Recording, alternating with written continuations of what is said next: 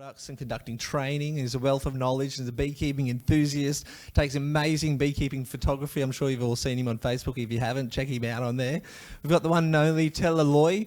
He's an expert beekeeper from Papua New Guinea.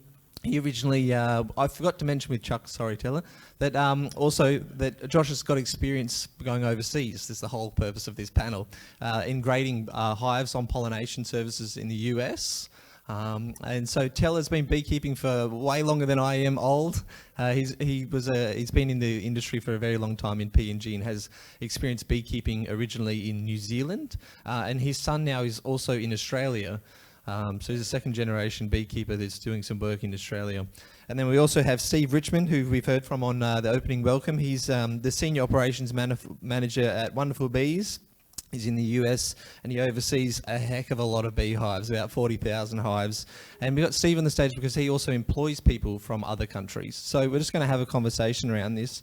As a part of the ACR project, one of the activities we needed to get done was to make beekeeping an eligible occupation under the Seasonal Workers Program in Australia, or otherwise wasn't prior to that. So we've had some of the first beekeepers come over in that program, and I went down to catch up with them and just try to catch up with the people who are employing them as well. And some of the things that was really interesting to have a conversation with them about was the fact that their primary motivator for these young guys to be there was skills development. That's the main reason why they wanted to be there. And the next second most important thing that they said was just the opportunity to be in Australia. We're super excited. They're not just there to make money. And when you do something from your heart because you love it and you're trying to learn, you're going to be really good at it. And the research also backs that up. There's research out there that demonstrates that people that come over on these programs, that go to these experiences, they're better workers, they're more productive, and the families that are involved, the people that are involved in these, there's research that also shows that the people, when they come back, those communities have higher incomes. Most people are spending that money on improving their houses and sending their kids to school.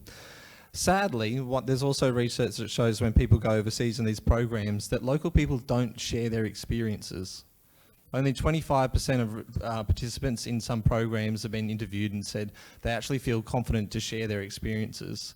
And that's a real shame because there's so much that the beekeepers in the Pacific have to offer to so many other countries. You're dealing with lots of different pests and diseases firsthand every single day. You've heard it for the last 2 days. Lots of practical skills. And lots of people in other countries haven't got those pests and diseases yet, or they're new to it. So I just wanted to emphasise the importance of that.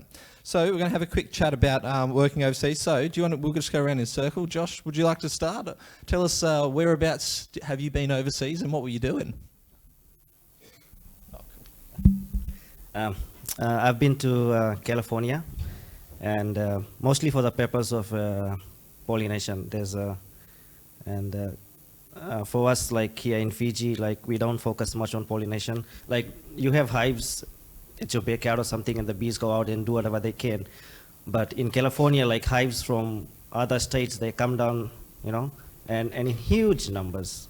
And so I just go there. Like it is very different to some other beekeepers that go down to New Zealand and Australia because they attach themselves to a farmer and then they learn skills.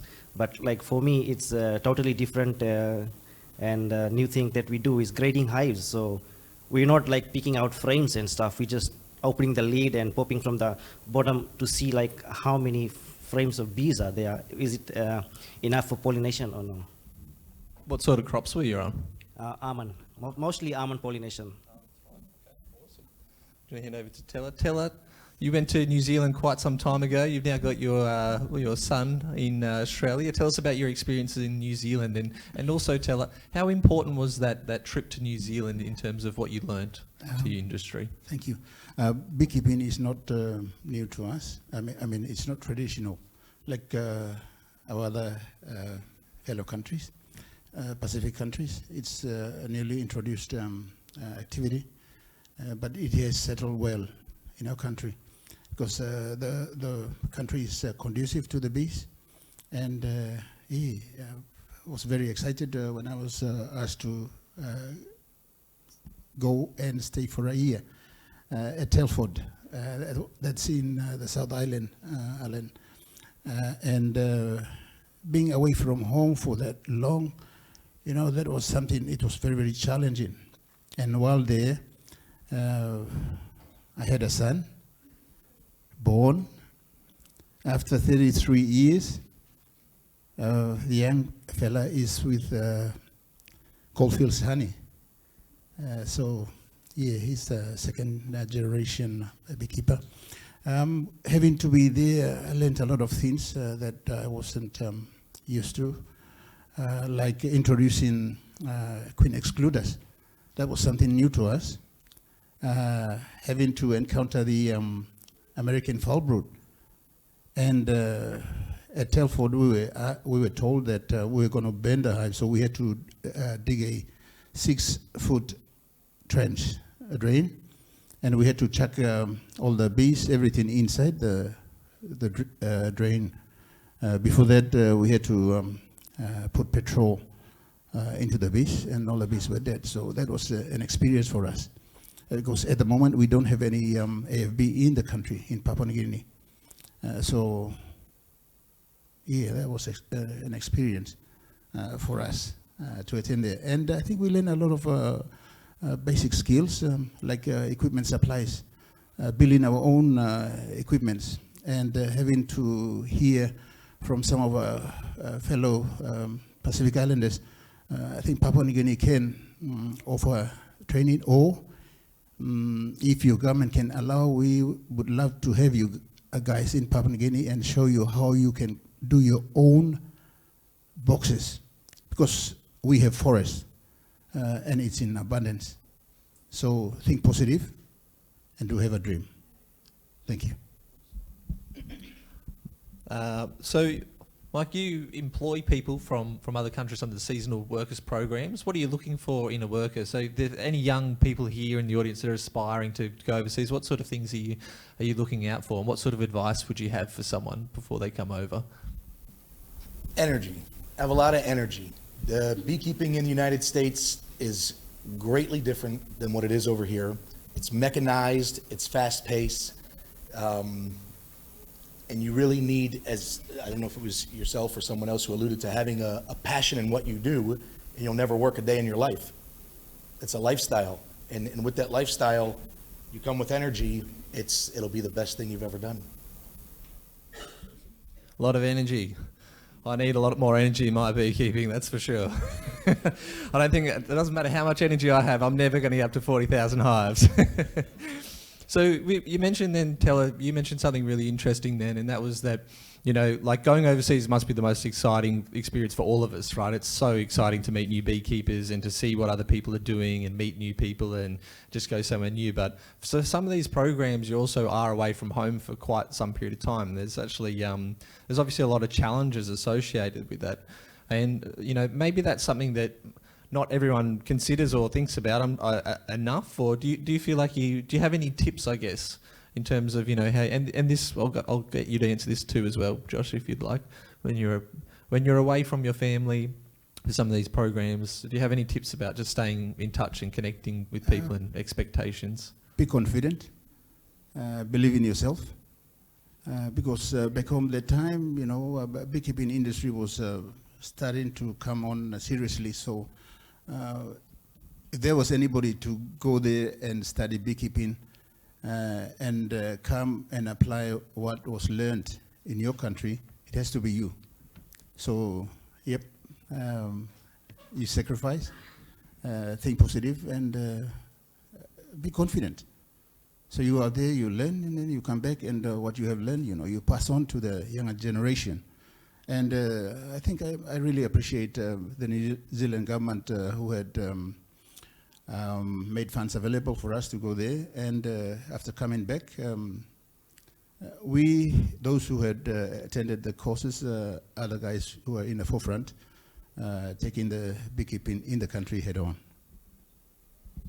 What are your thoughts, Josh, when you're away from home? I know we've got the internet these days, so it's a little bit easier to keep on touch on Facebook. Good thing we're not just, you know, sending smoke signals these days to keep in touch. I mean, we've got the internet, which is cool, but what do you have any tips around just staying connected with family, and, you know, any considerations for people considering going overseas and how that feels to be away from family? So for me, the maximum amount of time that I'm away from the family is 7 to 8 weeks. So it's not that far it's not that long for me, and like you said, technologies these days, you have FaceTime, you have Messenger, videos and stuff. So when I'm over there, like I should fully commit to what I'm going to do. And because sometimes we go like we think too much about home and like what you're doing and whatever you want to learn, then you 100% you don't grasp it. Yeah. So like every afternoon, like after work, I try to like call home and then check how they're doing. So like I keep connections almost every afternoon. I give them a call, and just because like if I miss a day, then like the next day I'd be like thinking, oh, I did not call, and whatever I'm doing, I won't be focusing much. You know, if somebody's saying somebody's teaching me something, so I won't be fully focused. I'll be like, I wonder what they're doing at home. But but if you keep in touch at night, and so like my brother here said, be fully committed. If you're going for something, be committed. Make sure you learn what all is there to learn, so that when you come back, and for me, like because I'm going during almond pollination season, and that's one of the greatest thing that really like drives me to teach about beekeeping back home here, because it really tells me the importance of bees in our ecosystem and in our lives. How important they are to us, and so that's why I'm very passionate about bees, and I like, especially new beekeepers, I like telling them stories and teaching them about bees and how they are very important to us. Thank you. Does anyone have any questions from the audience? Feel free to throw any questions in. Does anyone want to put their hands up and ask these guys any questions about their experiences beekeeping overseas? I think everyone's looking pretty hungry. All right. Yeah, Romain?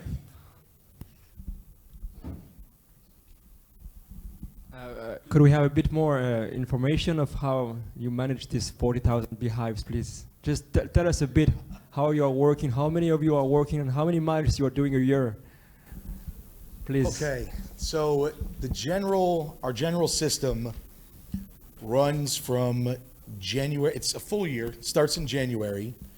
We are migrating from Florida, Texas, Minnesota, North Dakota, and South Dakota. And from Florida to California is roughly 3,000 miles. We're going there to pollinate almonds. Okay, it's lasting till the end of February. All those bees then go and get split to increase our numbers. In peaking, we're probably peaking over 100,000 hives at that point, and you're talking, in a point in May, so almost halfway through the year. From there, we'll make a little bit more honey, or go pollinate blueberries and cranberries, and from there, either go back to South Florida and make more bees, and then go up into the Midwest and make more honey. So it's a lot of logistics. It's a lot of semi-trucks, because everything in the States, it's trucking through semis. Everywhere the use of forklifts is, we probably have close to 40 forklifts just for one division to move all that. It's a lot of bee production. We make a lot of honey, but at the same time, we're producing bees, because the end game for us is pollination. Just as Josh is going and seeing how the almond farming works, this is what we're there to support. That makes sense. So it varies, but generally we're bringing guys over roughly 100 to maybe 120, maybe a little bit more. Most of them come for 10 months, but some of them can come for as little as 3 months, or anywhere from between 3 and 10 months, roughly 100, 120 guys. And where are they coming from? So we have guys from mainly Nicaragua and Mexico. But there's a list, the H2A program, there's a list of countries that are compatible, and it's easily located. Is Fiji on that list? Fiji is on that list. You ready to go, huh? Do you still have a massive winter loss like we were hearing about 8 years ago? Yeah, so most of that is Varroa destructor. As everybody here has saw from all the presentations, and I'm sure Cooper and John can tell you, it doesn't get easier. So all the programs that you guys are doing and what you're trying to do to learn about it and implement your programs, stick with it, because it doesn't get easier, especially with destructor.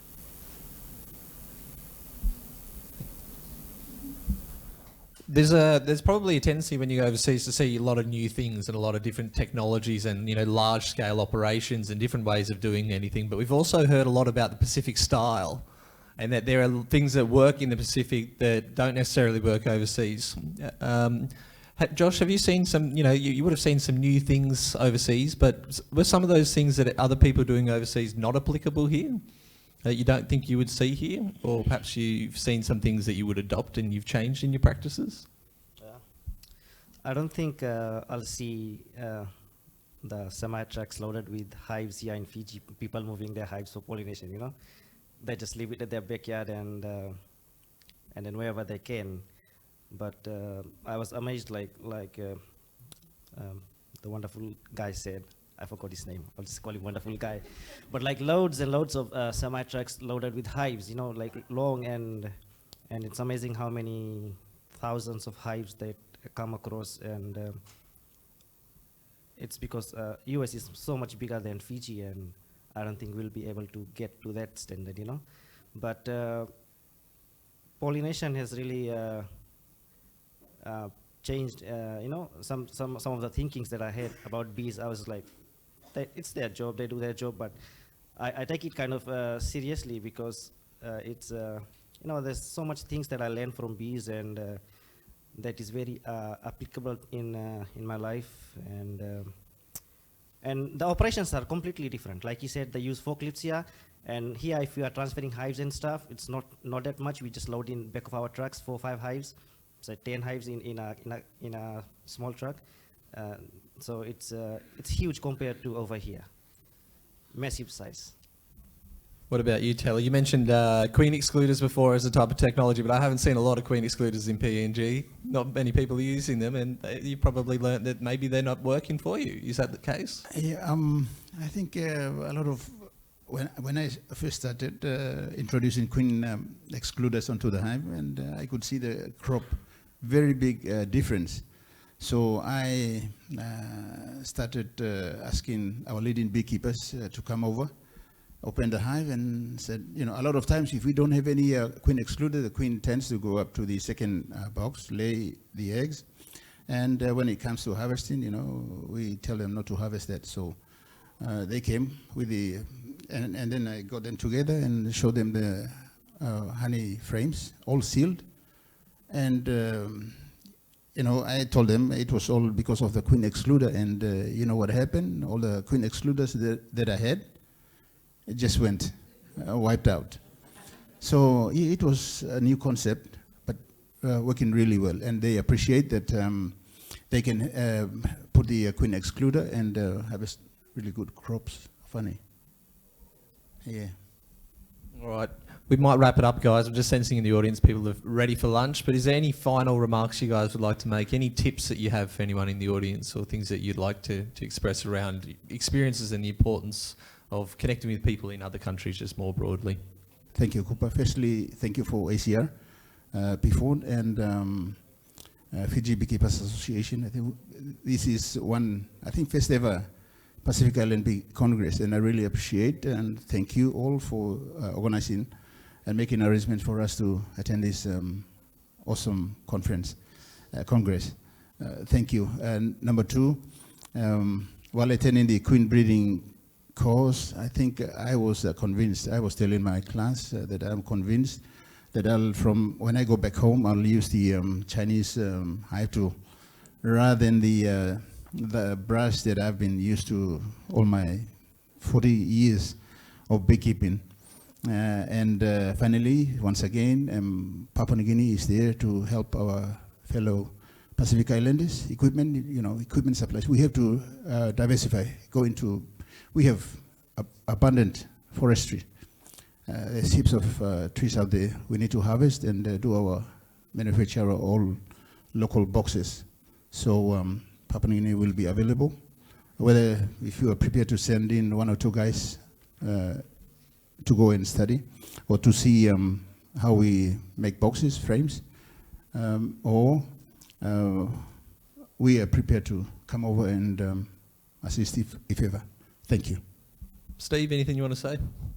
I would just say keep the same energy that I've experienced here. I've never seen so many people so energized and ready to tackle what you guys are about to tackle. So keep the energy, don't be scared. You know, beekeeping is a wonderful thing. It's a way of life for myself. And you keep the energy, keep trying, doing what you're doing, you'll get there. It's just time. All right. Josh, anything for you to say? I would say that learn as much as you can and share as much as you can. Because when I see beekeeping, I see like community works, you know, work together. And so, because like if we keep on filling our jars, you know, there'll come a time that we can't fill it anymore, you know. So we have to empty it out. Whatever we learn, we talk with each other, we teach each other, and we learn from each other. Big round of applause for our guys on the stage. Thanks, everyone.